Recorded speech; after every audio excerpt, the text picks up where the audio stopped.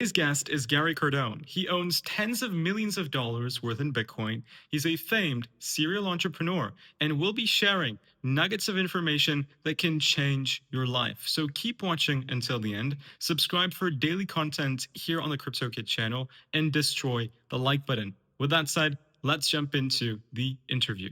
Crypto Kids, welcome back to another video. Today, I have an incredible guest that I'm very honored to have on the channel. He goes by the name of Gary Cardone. He is a legend. He became a legend in the Bitcoin space quite recently, actually, but he's been a legend in the energy sector and the energy industry for many years. And we want to ask Gary Cardone regarding his Bitcoin predictions, why he chose Bitcoin, advice to the youth on building wealth over the long term. So I'm very excited to have you on, Gary. I hope you're doing fine.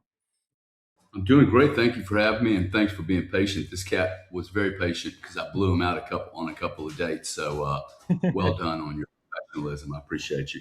No worries at all. It's an honor for us to have you on. Gary, before we jump into the interview, would you be so kind to give an introduction on who you are and what your background is, in case people don't know who you are already? Yeah, sure. Let's see. I have a economics degree and marketing degree. If that means anything, I found college to be an extreme waste of time. But he gave me a piece of paper to get a interview, and I ended up in the energy business in the mid '80s. Right time, there was going through a massive amount of deregulation and disruption, and I just really found myself. I found a great home in energy, and while I was going through that disruption, one would think that people with 30, 40 years of energy experience would have an edge on me. But in reality, because I had a blank canvas in my mind, uh, while that disruption was going on in the mid 80s, that would basically establish the energy markets that we have today around the world. Uh, Not having any baggage and having a blank canvas allowed me to adapt more rapidly to that disruption than people who had been in the industry. And that taught me a really, really key principle, especially for your audience. You guys to look at the world and go, hey, this is real. There's so much change going on. That is awesome for you because no one has any more tools or skills or roadmap to the future than you do. Like truly, everybody's pretty equal at this point. You can get an MBA online and do it in 6 months, probably. The MBA material that you need. So to me, it's a really exciting time, and embrace change. You can't change that change is occurring, so you might as well embrace it. Don't fight it. Yeah, that's a incredible statement. I personally got into crypto when I was 12 years old, and I used to be a musical theater actor. And when the pandemic hit, they stopped all of my theatrical productions, and I sort of got lost in what I wanted to do because I never liked school. I wasn't a fan of academics. I wanted to do something different compared to everyone else, and I was constantly in the search of what that could be. And then I found the markets in 2020, and I found crypto when I was 13. And then we started this channel in 2021, and we've been making videos about crypto and trading ever since. And I personally thought that, it couldn't, maybe because I was young, I would be at a disadvantage, and what would a kid know? But actually, now with information being so readily available at our fingertips, anyone from any background, from any age, can find success in an industry. And I think you're a prime example of why that's true. Yeah, to me, this is more important than someone's background and career. Like, you need to validate the information you're receiving from the quality of data. But like, I can give you all the little awards and companies I've built and things I've done and learned. But the truth is, we're in the 21st century today. It's March the 4th. And kind of like what I learned 30 years ago may or may not be helpful or relevant to the world we're going forward. So having a mind that just says, "Hey, look, change is occurring. It's occurring faster and faster and faster. The cycles are compressing. Okay. And as long as you're highly adaptable and you bring value to the table, you're going to be fine. In no time in history has a guy like you been able to tap into the entire planet Yeah. at the same cost it costs someone else. Really, it's unbelievable, unparalleled in history, I think. Thank you so much. Well, Gary, speaking of change, speaking of adaptability, I think over the past decade, or even in the recent history of the past 5 years, we're seeing a tremendous loss of trust in elites. We're seeing a tremendous loss in the trust of institutions. We're seeing increasing geopolitical conflict globally. We're seeing money debates year on year at exponential rates. And I think Bitcoin is a solution to all of those problems that are presented in the world. I want to understand why you, with a background in energy, pivoted from that sector into Bitcoin. What was the thing that made you say, aha, this is where the world is moving to?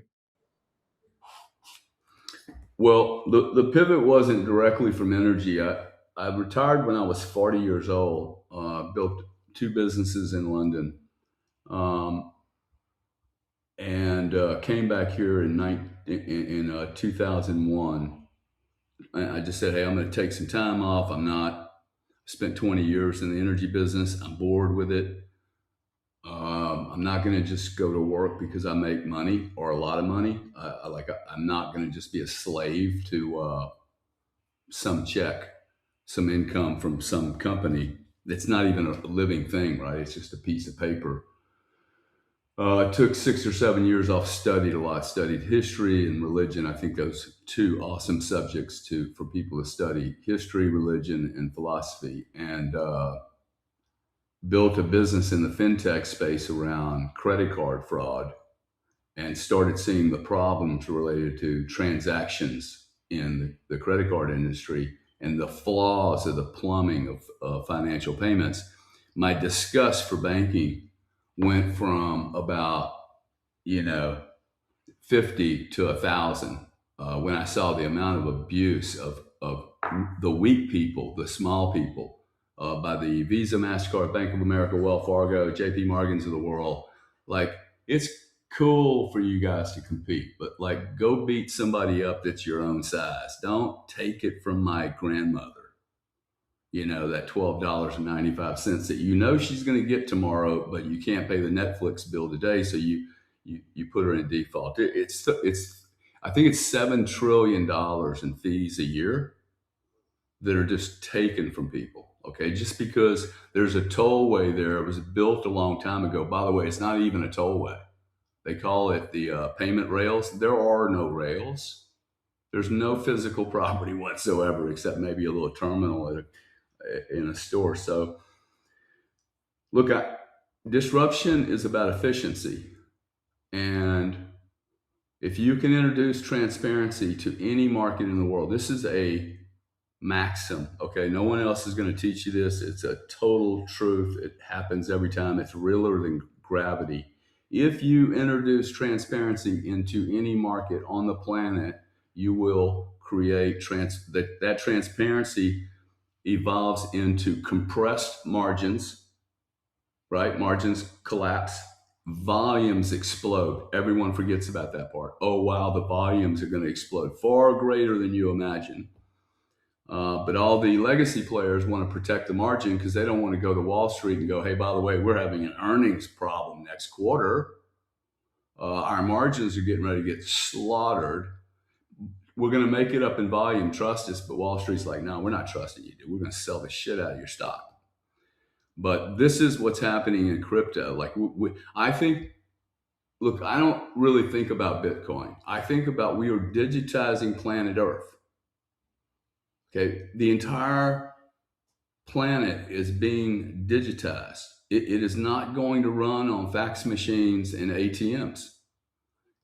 I am not going to be driving a car in 20 years. I will not be allowed on the freeway. I am the anomaly in an AI world. I am the risk factor now. So we are going to a world of hyper deflation. the likes you've never seen before. You are going to get an MBA, Harvard MBA in 1 year and pay very little for it. Do you know what that means? That is deflationary, the likes we have never seen. You're compressing time from 4 years to one. The time value of those 3 years that allow you to go generate value for the planet. If you have 3 more years and you only work 30, you have 10% more time to create value on this planet. Instead of you guys having to wait till you're 21. Oh, hey, listen, you can go to war, but we're not going to let you fucking get out of school till you're 22. That's crazy, man. Okay, you should be doing war when you're 18, providing for your family, getting set up. So if you think the world is going to be digitized and that we're not going to use 8-track tapes to listen to our music anymore, we're never going to do that again, man. It's done, dude. Okay? We are going to digitize and compress everything, and you're not going to have ledgers made from Excel. Excel is going to look barbaric in 2 years. Barbaric, like a cave fucking writing, okay? This is what's happening. We are evolving rapidly now. We're making step changes that we've never done before. It's like 50 and 100-year step changes all at one time. So it's really, really exciting. I can't imagine using gold, silver, or US dollars to transact in a micro transaction environment where transactions are quadrillions of transactions, micros. Okay, well, like I have an automobile in my car, $200,000 automobile. I use it 4% of the time. That is a complete waste of energy. Waste, man. It's insane how wasteful that is. That's why I'm so excited about the deflation because I don't think we use anything properly.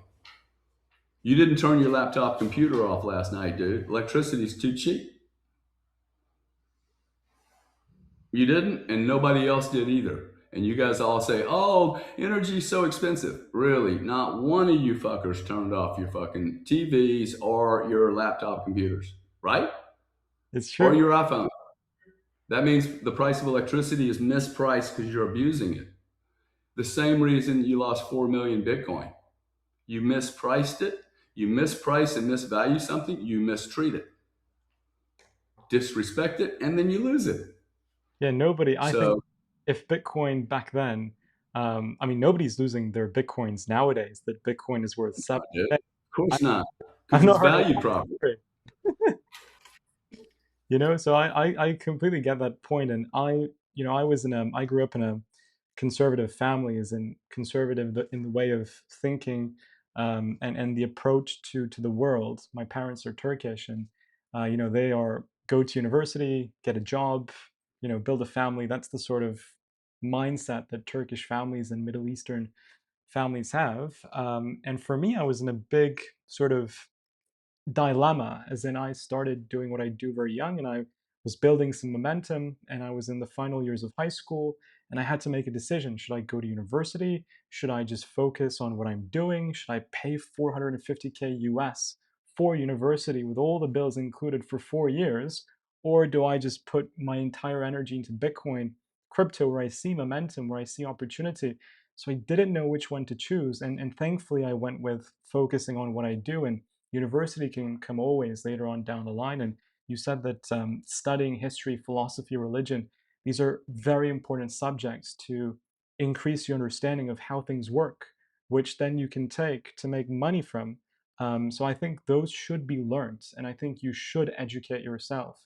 But university education, for the amount of dollar value that's attached to it, I think makes no sense. And I think you can go on a laptop, subscribe to a few AI models, and educate yourself better or more efficiently. And I think with Bitcoin, we're seeing a pivotal step for finance. We're seeing a pivotal step in this world of abundance, in this world where everything is going to be readily available with AI agents increasing productivity, whatnot. I think Bitcoin is the scarce asset that will help individuals to hedge themselves against the abundance of everything. Would you agree with that statement? Yeah, I think the reason I bring up my my economics background is everything I have ever done in my life is based on supply and demand. Every house I've ever bought, every, if I would have used this with my girlfriends, I probably wouldn't have been divorced 3 times. But like every business in particular, I've looked at, hey, where can I bring value? See, to me, I'm either part of the problem or I'm part of the solution. And I believe in an AI world or a non AI world, the last guy to go is the guy that brings the most value. This is just a survival mechanism for me. It's not necessarily, oh, Gary's altruistic and good. Dude, it's smart to be a good human being, right? You bring value and you're the last guy for people to to say goodbye to. And by the way, I bring value. I don't consider what the exchange is going to be. I don't consider, oh, am I going to make a lot of money out of this? No, I just keep bringing value. Now, I stop delivering value if you undervalue the value I bring, or I increase the value, right? So, why am I saying all that?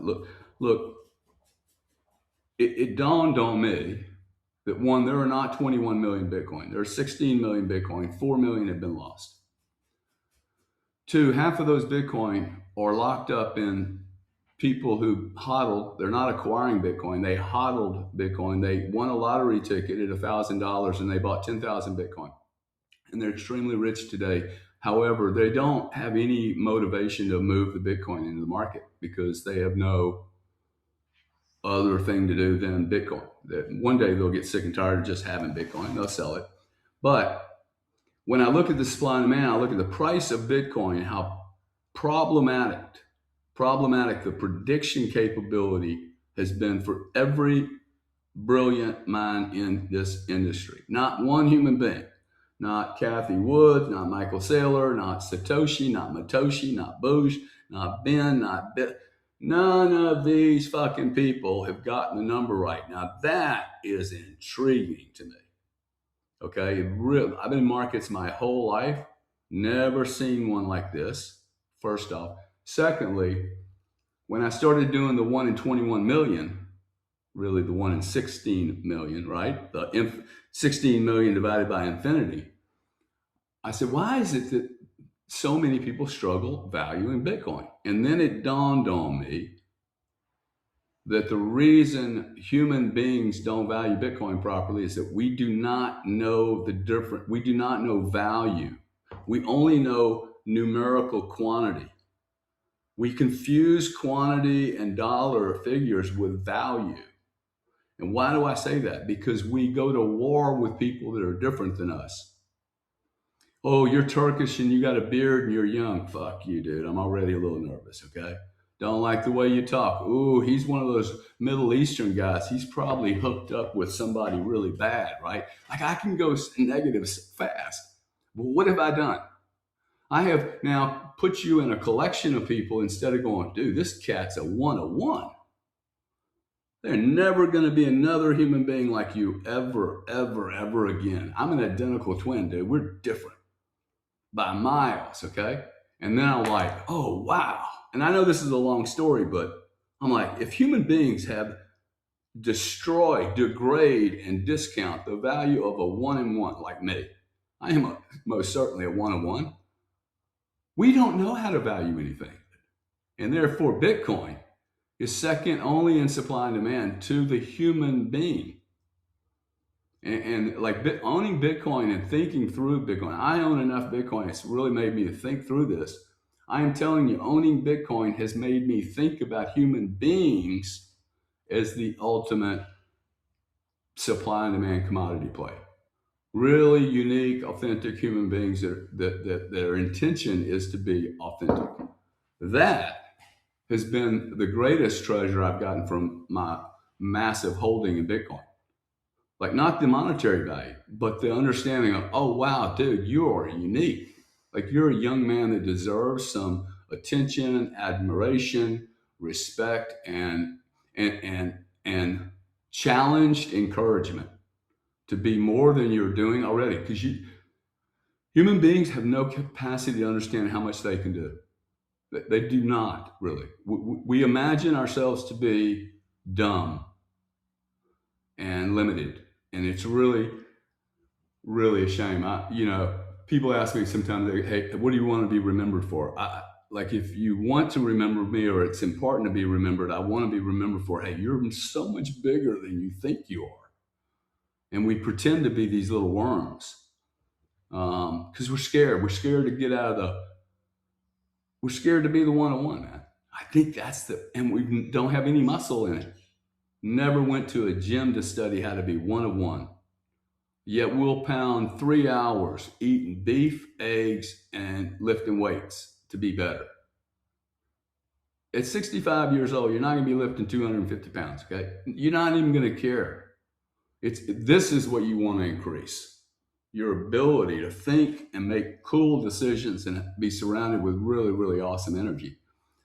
So I don't know if that really answered your question, but that's stocks have never made me think of this. Bonds have never made me think of it this way. Natural gas and electricity have not. The payments industry, but Bitcoin made me think, oh, wow, human beings, what is really finite?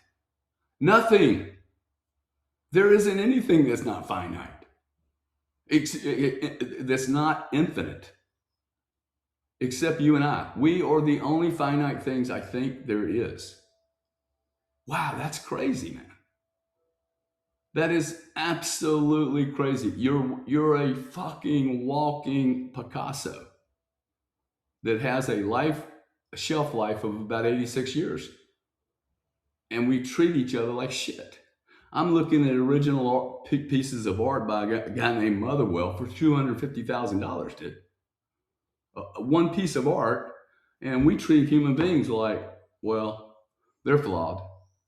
This guy might have been completely crazy, okay, but it's a piece of art he left behind, and it's a one of one. You see what I'm saying? I mean, you're being quiet on me, but Because I it's mean, profound. I want you to preach because the reason why I love Gary so much is because he's able to provide an insight into what Bitcoin is from a perspective that no one else on the internet provides context to. You approach it from a purely philosophical angle, which honestly, whenever I watch an interview that you're on, I feel inspired and I'm forced to think differently. And I love the point of, we look at finite things. Nothing is fully finite apart from individuals, and we treat individual art as very high value. But then when it comes to me and you go to Twitter, you go to comments from trolls, and you say good morning to someone, and somebody doesn't say good morning back, and we go to war because of our differences. It's horrible. It's really horrible, and we should.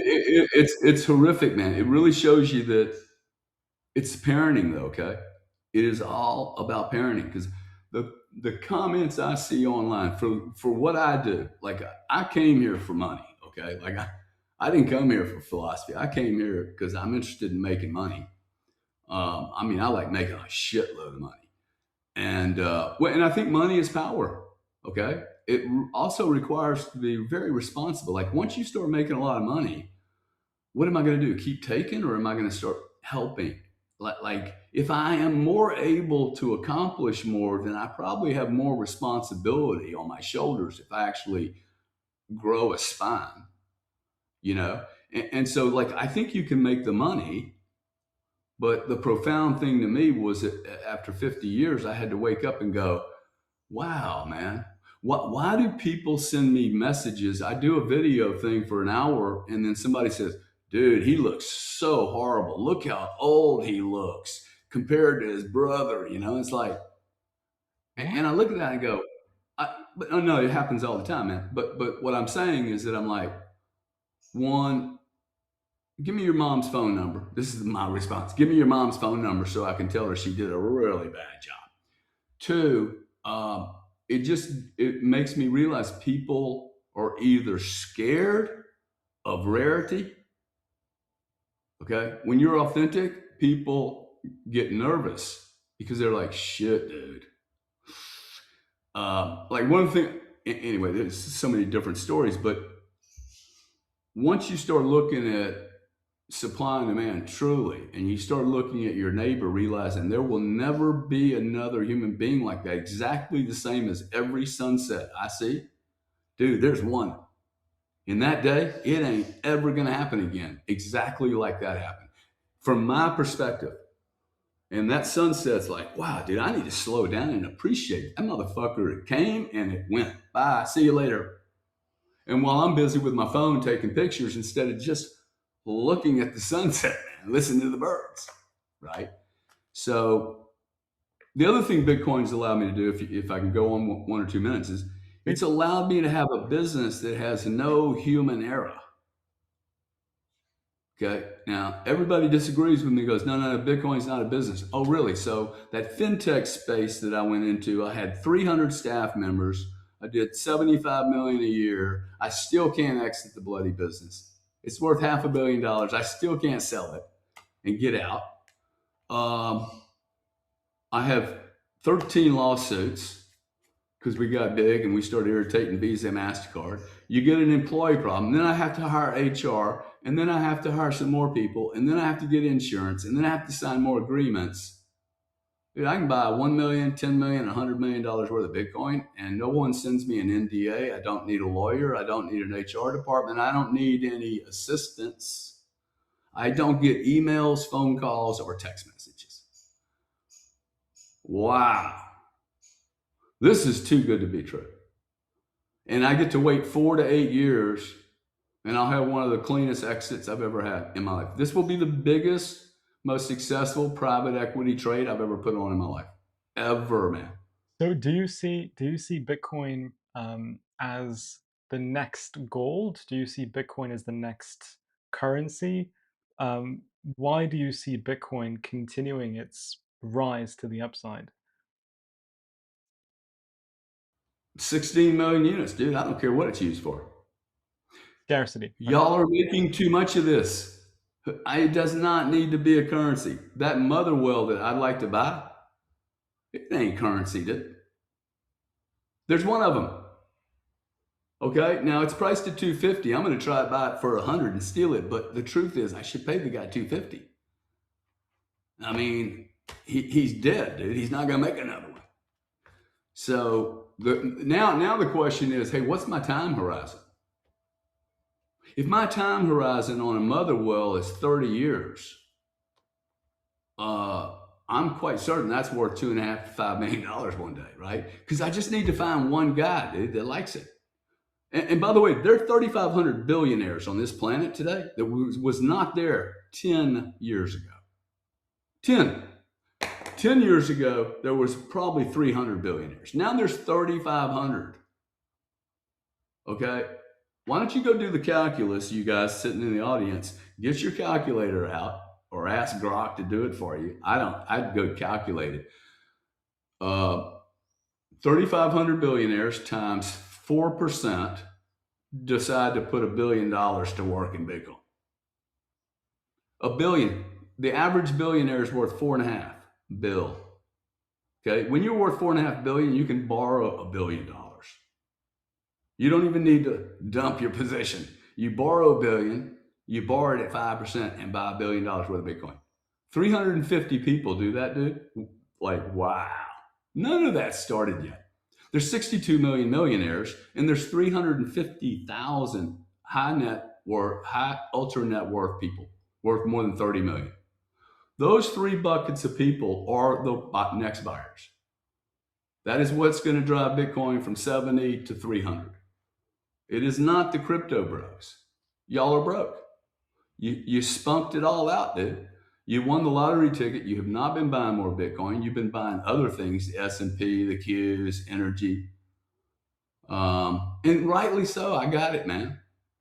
I'd like to see them sell their Bitcoin, their $10,300 Bitcoin, get that in the market. Let's get 3 or 4 million cheap Bitcoin repriced at 70, and then we set a new baseline. This is the big risk to Bitcoin right now. The big risk to Bitcoin is the 4 million Bitcoin from the OGs, the purists, the $300, the 1,000 guys, the guys that call themselves hodlers. You should start shaming them and say, why don't you start acquiring? Don't expect Gary Cardone to do all the heavy lifting. at 90, you hodlers. So you sit on a podcast for 3 hours a day talking your book up, but you're not buying more Bitcoin at 75,000. It's misleading to the public. And it makes me think you don't really believe in Bitcoin anymore. And that's a very fair point. And I think, I mean, when you look at the on-chain data, the bracket of buyers who bought in early times, you see that their average price of entry has not increased. And I seem to believe that because a lot of the OGs, when they have bought in, they had existing sources of revenue, and they probably still have extremely high existing sources of income, which is enough to provide them a lifestyle that is already lavish. So they don't need to actually go ahead and sell their Bitcoin to fund that. That's why they're not selling, but obviously they're not also buying more, which is horrible because they probably think, why should I have more of this if I'm already a multi-billionaire or multi-hundred millionaire? What's the point of having it? That's probably the question they're asking. But I agree. If you Yeah, I want, think you might be wrong though. I think you might be surprised at how little income there is in that group. That really, there's not really in yes, I don't think a lot of those guys work. I mean, if you have 10,000 Bitcoin, you're not going to go work at Intel every day. no, of course, yeah. Okay.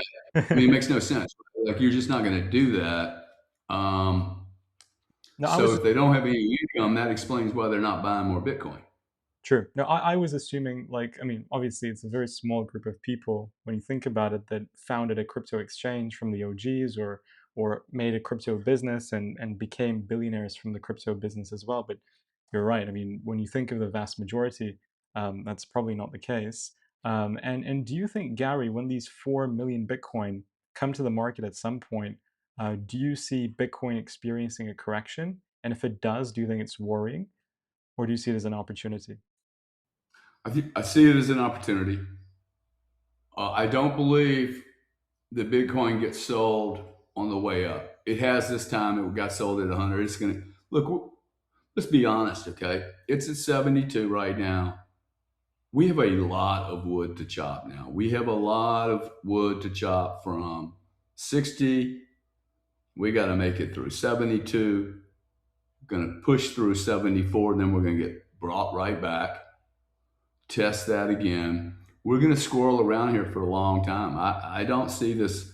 Oh, hey, we're going vertical tomorrow morning at 126. Like we could have a year to a year and a half of choppy. I would not rush into Bitcoin here. This is one thing the Bitcoin community, at least what I heard, maybe they weren't saying it, but you do not need to rush into Bitcoin. It's not going to fly away from you.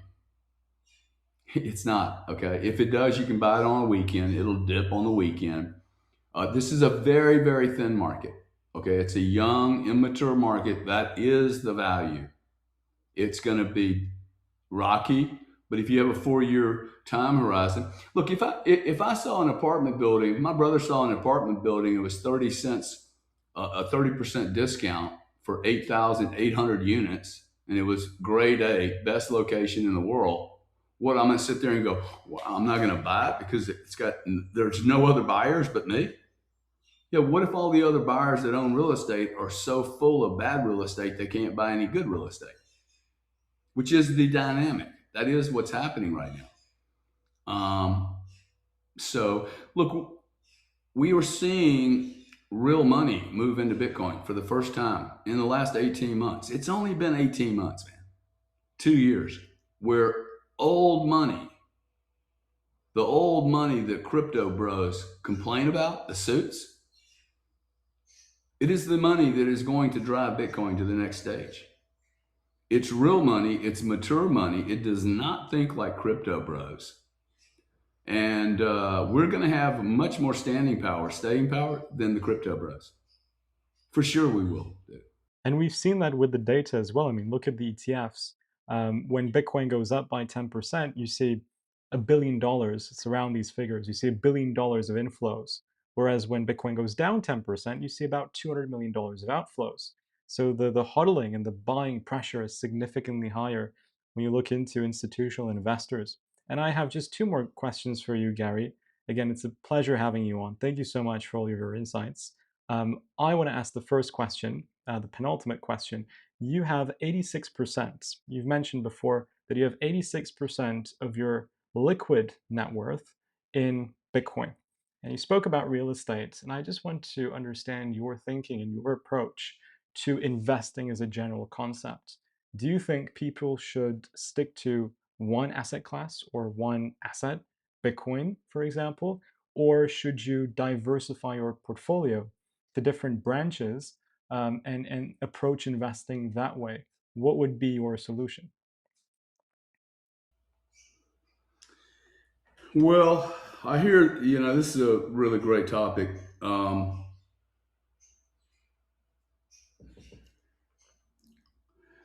I think diversity is a trap.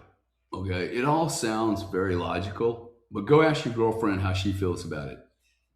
Go ask your boss how he feels about you having a diversified work supply you have three employers, not one. I don't think your girlfriend's going to buy it very long. Okay. Most certainly your wife isn't going to do it unless you're, a polygamist. Um, And then let's think about the other thing that most people, 99% of everyone wants to own their own business, right? That's the American dream, the world dream. I want to own my own business. Well, if you own your own business, you're so concentrated, it's stupid.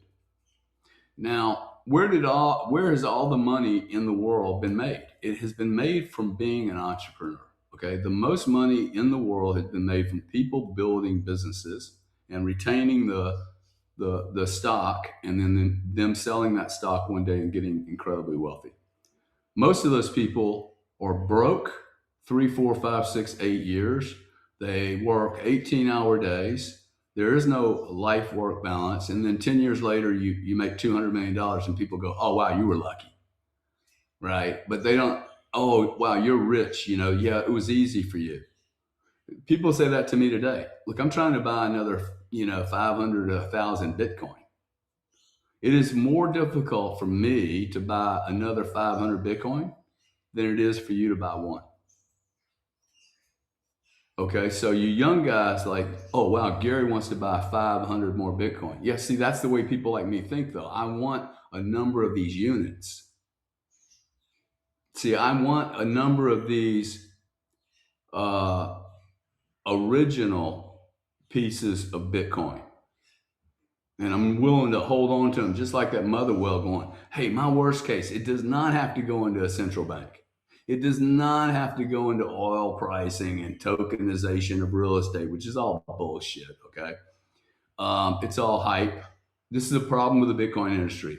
Y'all hype everything. You oversell and you underdeliver every time. And it's a shame because you're going to overdeliver over the time, over the long period, but you don't need to keep telling everybody about it. It's like you telling a girl on the first date, I'm the best there is, man. I'm the best there is. Dude, you better be the best you are every time. You better knock her off her fucking shoes every time, or she's going to be like, I thought you said you were the best. And we keep doing this. So, look, I have only ever made a lot of money. When I go to Las Vegas and I love to gamble, I do not gamble at 4 tables at one time.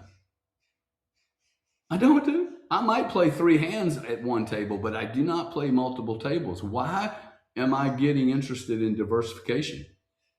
The first thing that someone should do is invest in themselves, okay?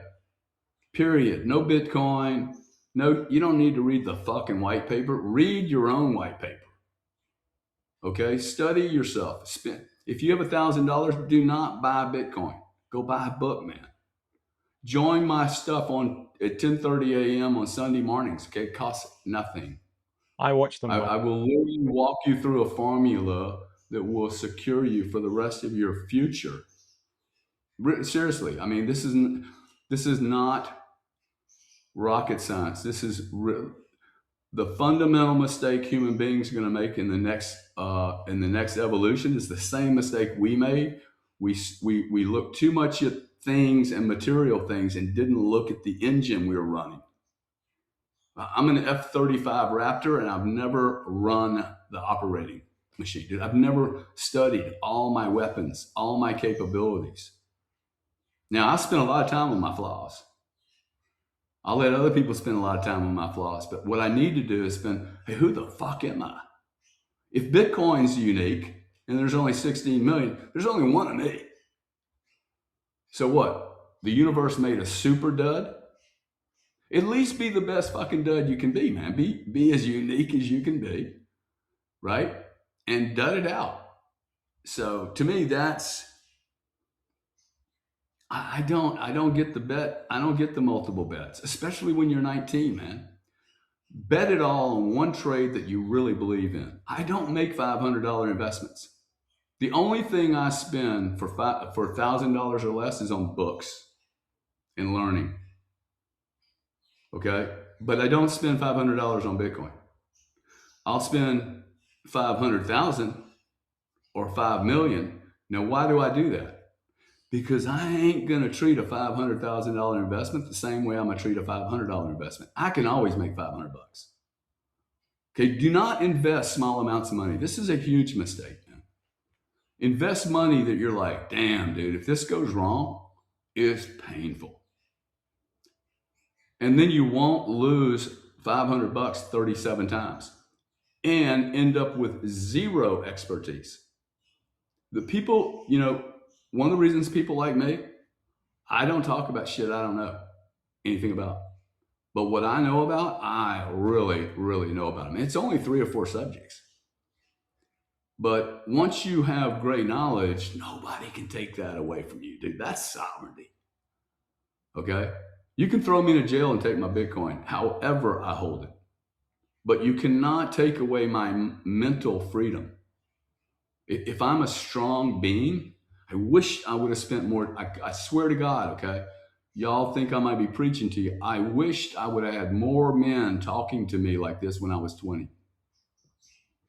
Really, this is the holy grail. I didn't need anything else. I needed to study myself. I did not need a girlfriend. I did not need a wife. Those were maybe come later. I need to learn who Gary is first. I have not even read my operating manual. I've literally listened to my mom, my dad, my brother, my teachers, my priest. They read the operating manual for me.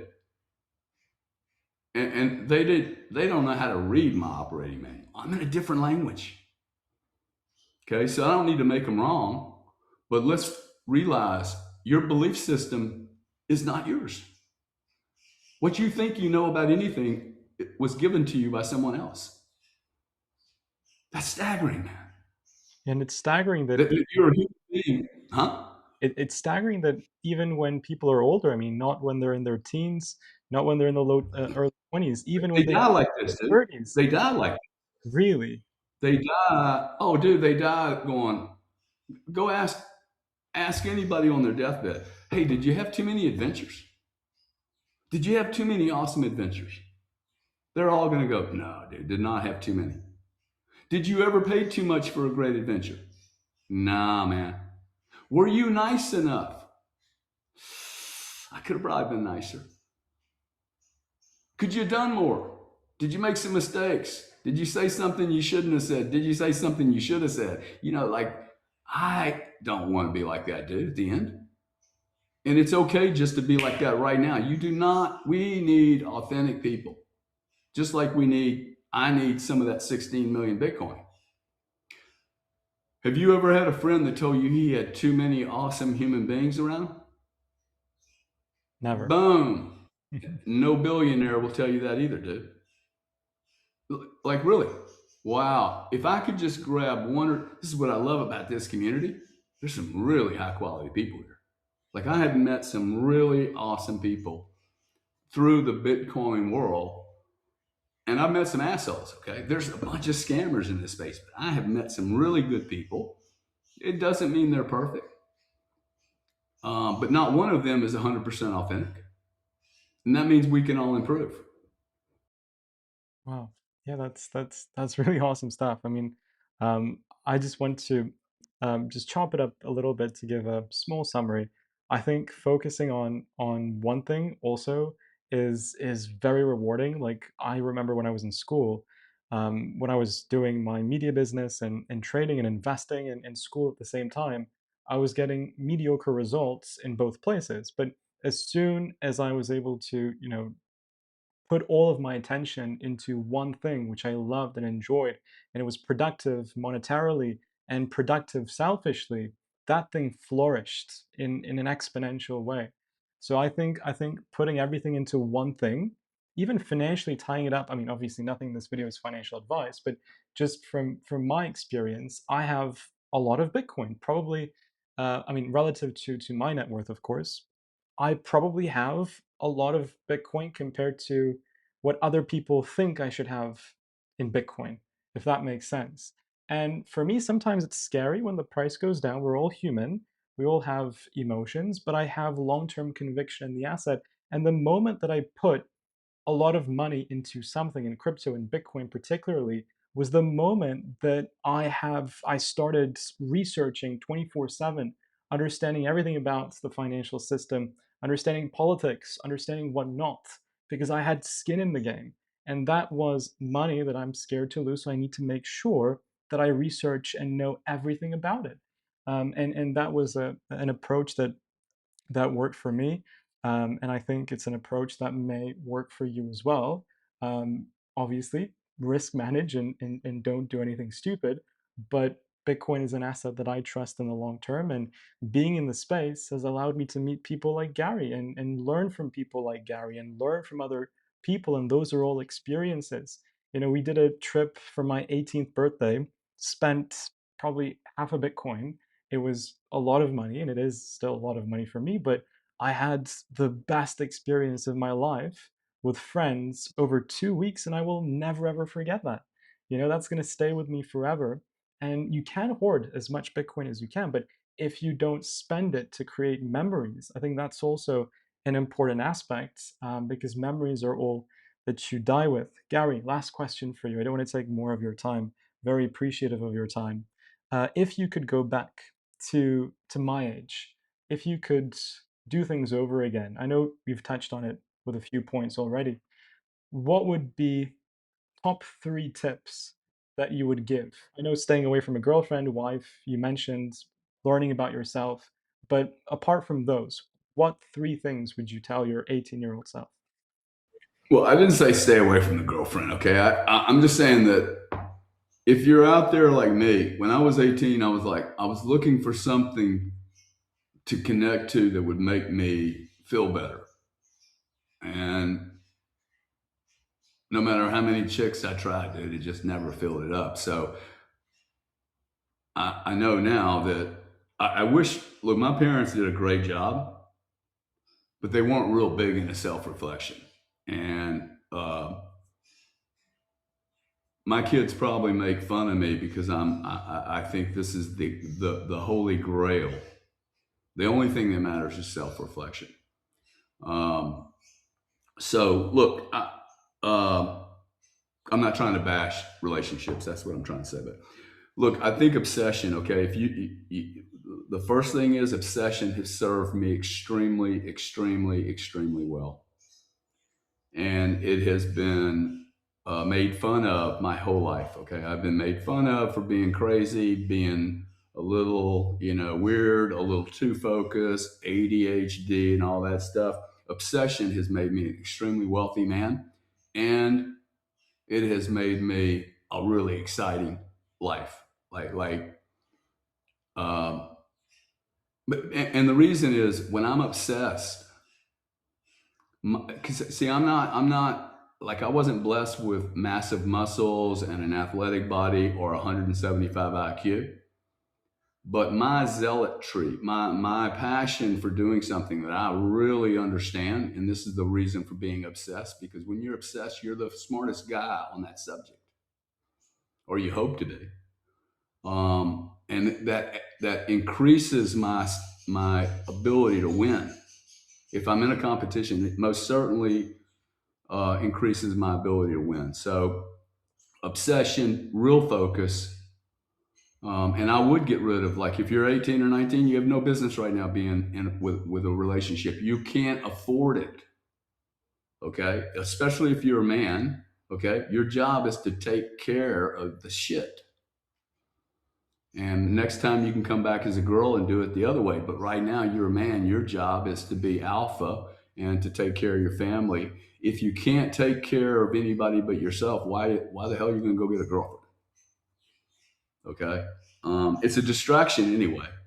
You'll be a better husband, boyfriend, whatever, if you know who you are. I went through 3 marriages. Okay, people go, "How much money was that?" It was a shitload of money, but I don't regret any of the money. It was the time. It was the time and the disappointment between the two people. I didn't want to. I just made a mistake, man. I went into relationships personally very differently than I went into businesses, and that should have been the first indicator. Oh wow, dude! Like you're not doing any planning. There's no strategy here. I don't have failed businesses, but I have fucking failed marriages. I was probably never built for marriage. If I'm really, really, really honest, I allowed society to push me. As strong as of a personality as you think I am, there are areas where, oh, society is going to like me more if I'm married. Okay, I'll go get married. Like, how dumb is that? But that's true. I made that mistake twice. In fact, 3 times. Now, I could not share that, or I could share it with you guys and go, hey, man, I just wasn't ready. And by the way, no one would care if I never got married. No one. No one would have cared. No one cared that I was married. Right? So study yourself. There's something you know. Something happened between the ages of 5 and 8 for you. You knew what you wanted to do. I firmly believe this. I have no scientific evidence for this, but I knew when I was 7 the kind of cat I was going to be. I did. And I knew I was going to be different than my brother. I kind of knew what kind of cat he was going to be. But if I can go back to 5, 6, 7, 8 and figure out where my passion is, that allows me to get obsessed. If I can't get obsessed about something, it's because it's not giving me a hard on, man. If it's not giving me a hard on, I don't want to do it. I want to impregnate something and make a fucking difference, right? I want to have an orgasm. I want my life to be exciting and fun and edgy. Okay, and like who do you remember? I don't know if you can see this painting down here. Yes, I can. That's a painting of Jimi Hendrix. Who we remember freak shows, man. Crazy people.